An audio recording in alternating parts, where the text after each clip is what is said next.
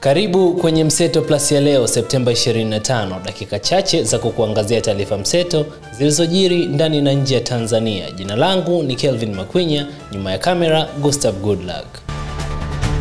Naibu Waziri Mkuu na Waziri wa Nishati Dr. Mashaka Biteko amezindua rasmi program tumishi ya ERB Mhandisi, mfumo mpya wa kidigitali utakaorahisisha huduma mbalimbali za kihandisi ikiwemo kupata taarifa za miradi.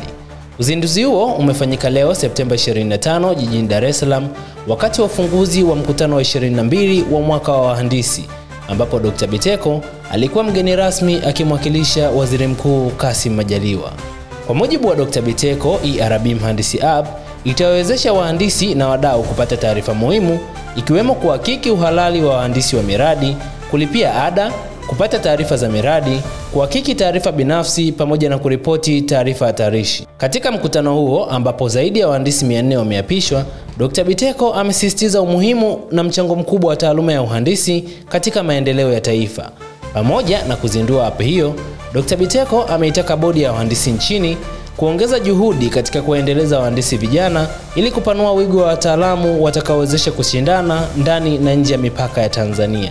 Aidha, amehimiza kuanzishwa mfumo na kutambua na kutoa motisha kwa wahandisi wanaotekeleza miradi kwa ubora, hatua ambayo itachochea ushindani na kuongeza weledi katika sekta hiyo. Akihitimisha hotuba yake, Dr. Biteko ameeleza kuwa serikali ya Tanzania itaendelea kushirikiana na wahandisi katika nyanja zote kwa lengo la kuboresha mazingira ya kazi na kurahisisha utekelezaji wa majukumu yao. Kwa niaba ya serikali, naomba niwakumbushe kwa taifa linalotegemea, sisi tunawategemea, vizazi vinavyokuja vinawategemea.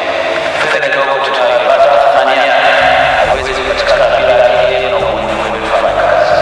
Tunawategemea, tunawahitaji. Kwa kweli, naomba mjue kwa kama serikali tutaendelea kuona wakati wote tutakapokuwa tukitekeleza majukumu yetu. Uongozi wa Hospitali ya Taifa ya Muhimbili umekanusha taarifa zinazosambaa kwenye mitandao ya kijamii zikidai kuwa hospitali hiyo imewafukuza wafanyakazi 200 kutokana na ukosefu wa fedha za kuwalipa mishahara. Taarifa hizo zilizoenezwa kupitia kurasa za Instagram na Facebook zilionyesha barua ya mmoja wa wafanyakazi aliyepewa notisi ya kusitishwa ajira ya mkataba, jambo ambalo uongozi wa Muhimbili umeeleza kuwa sio kweli. Akitoa ufafanuzi, mkuu wa kitengo cha uhusiano na mawasiliano kwa umma wa hospitali hiyo, Aminieli Aligaesha, kwenye taarifa yake ameeleza kuwa sasa Muhimbili ina jumla ya wafanyakazi 4326 ambapo 3193 wapo Upanga na 1133 wapo Mloganzila. Aidha, taarifa hiyo imeeleza kuwa kuanzia Januari hadi Septemba 25, 2025, Muhimbili imepokea jumla ya wafanyakazi 380 wapya,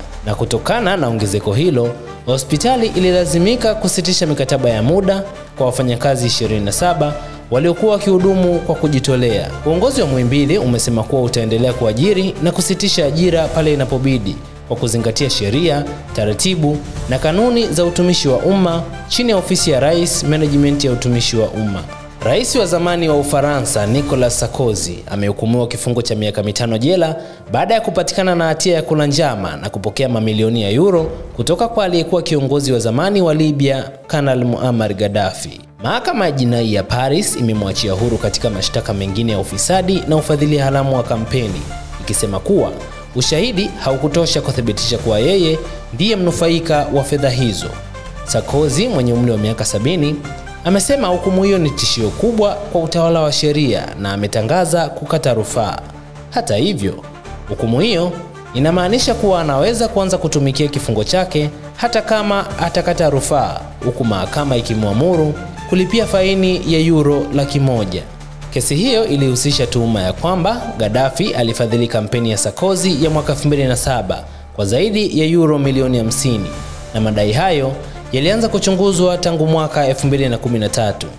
Hii ni mara ya kwanza kwa rais huyo wa zamani wa Ufaransa kuhukumiwa kifungo cha jela cha moja kwa moja, hatua inayochukuliwa kama pigo kubwa kwa mwanasiasa huyo ambaye amekuwa akikanusha mashtaka dhidi yake. Mwisho wa Mseto Plus ya leo. Ulikuwa nami mtangazaji wako Kelvin Makwinya, nyuma ya kamera Gustav Goodluck. Mpaka wakati mwingine.